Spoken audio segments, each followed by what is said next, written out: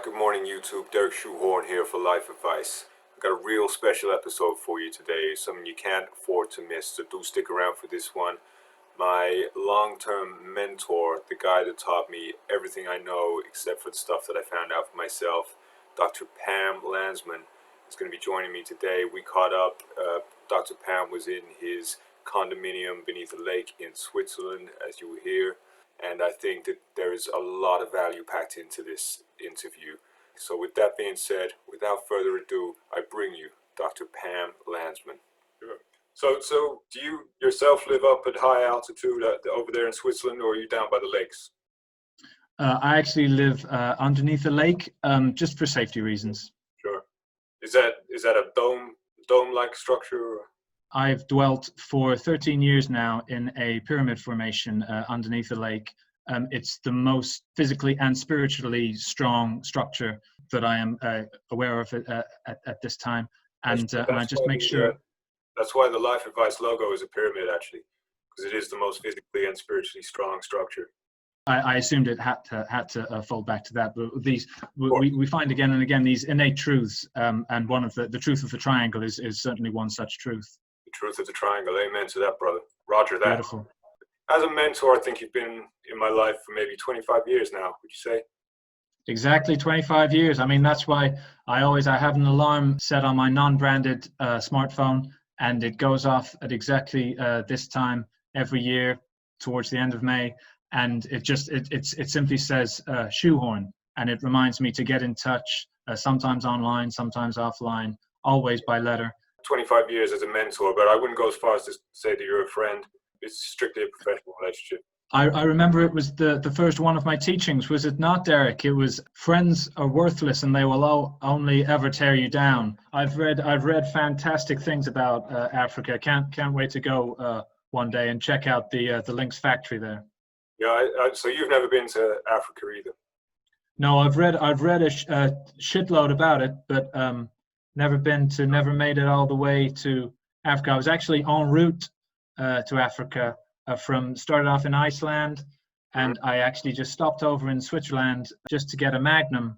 But by the time I'd secured my Magnum at a discount, I should add, I'd actually missed. I should tell the viewers at this juncture that Doc, he will never buy anything without a discount. You should see this guy. He haggles hard. He won't take no for an answer. He always gets his discounts. So just, I know this is a slight tangent, but tell us what discount you got on the Magnum. Oh, well, it was I never walk away with anything less than a 15% discount. They actually call me Dr. Snip. In fact, I only ever leave home with 85% of the value of goods that I anticipate buying that day, such as my confidence in my haggleability.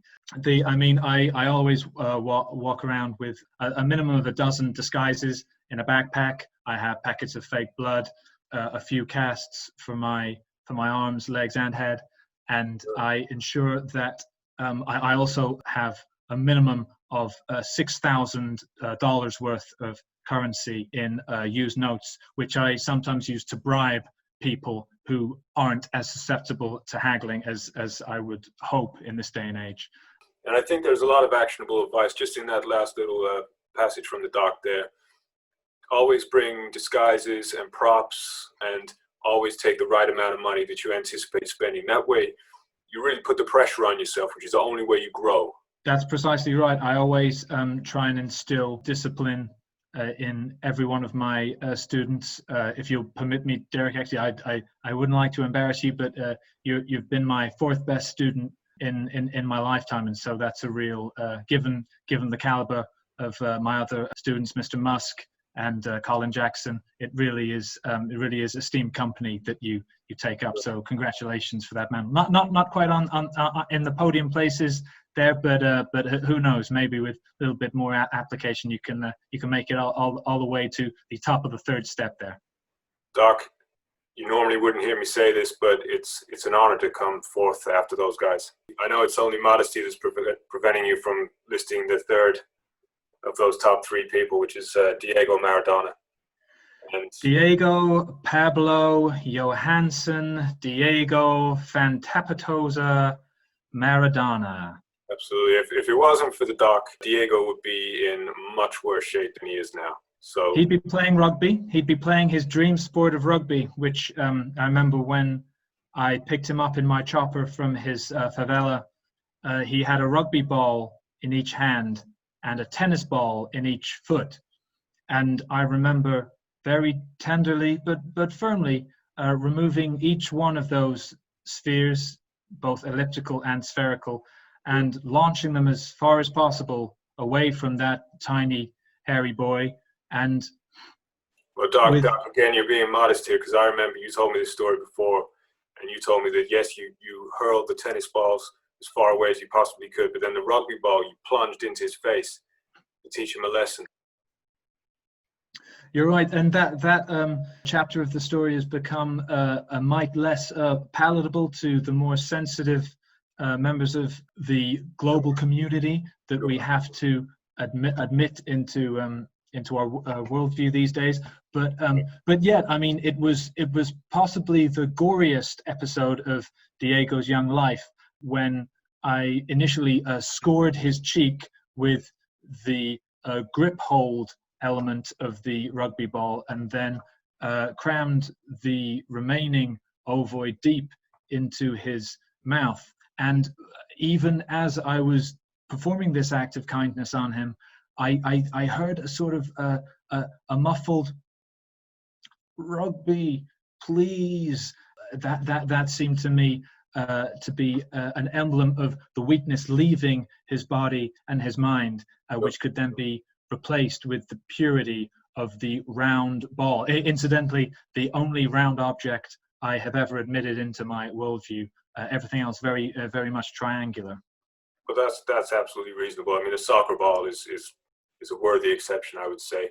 And I was going to say the other remarkable thing about that fantastic story, very inspiring story you just told about association with Diego, when he said "rugby, please." Those were actually the first words of English he ever spoke.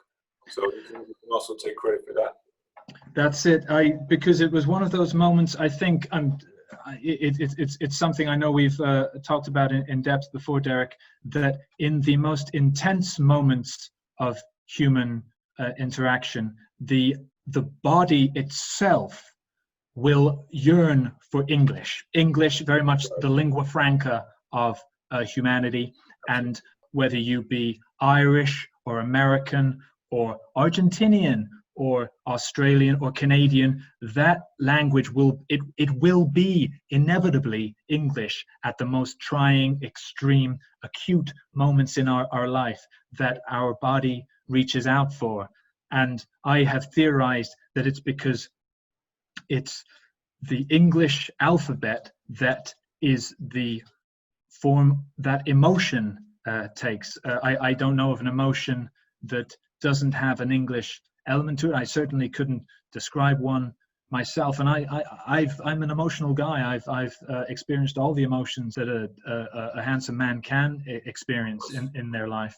I couldn't agree more, Doc. And again, without wanting to become repetitive, but it's just a theme that keeps coming back. It keeps coming back. What's the first letter of the alphabet, the English alphabet? It's A. A. The triangle of beauty. Every time. And aliens also, when they come down to Earth, we've seen it in all the movies. They speak English. And again, alien. A is for alien. Amen. Thanks for that great anecdote about Diego Maradona. That I think a lot of the viewers at home are really going to take a lot from that. So that was a great one to hear. And certainly if any of the viewers at home are Diego, I'm sure he'll be really glad to hear that passage from his own life. I would imagine as soon as he heard that, he dropped to his knees.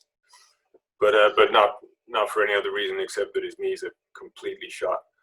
They're absolutely shot to shit. But I think we got onto that subject by mistake there. I'm glad we did, because like I say, it was a very inspiring story. But you were telling us about your trip from Iceland, and you were heading down to Africa, and that's the reason you stopped off in Switzerland. I was going to ask you about that. So you and I, neither of us have ever been to Africa, but we both love the deodorant. 105%. Sure. Where do you stand on the theory that Africa does not exist? It's one of the most controversial notions I've ever been introduced to. I'd never explored that particular shelf in the library before, Mhm. but once you presented me that information, intellectually speaking, the dominoes started to tumble. Yeah. It feels funny to me. It feels kind of like an anagram. A lot of them sound like anagram countries. Before we go, is there anywhere that people can find you? You mentioned your Twitch stream. Is there any other place Sure. those who want to? I'm Pam Land on Twitch, and I live stream my crosswords every morning at 10 a.m. They tend to go through until about 1 p.m. There any So you can. That's it. That's it. It starts with the mind and ends with the mind. I like that. It comes full triangle. That's it. Perfect. The perfect circular triangle that is your head. If you took value from this video, there's a couple of things I'd like to ask you to do. Don't worry, I'm not asking for any money. That comes later after we funnel the sales process down. All I need you to do is hit like, hit subscribe, and keep your questions coming in. You can leave your questions on Twitter at Derek Shoehorn, or Facebook, Life Advice page, or in a comment under any one of my YouTube videos. Keep growing.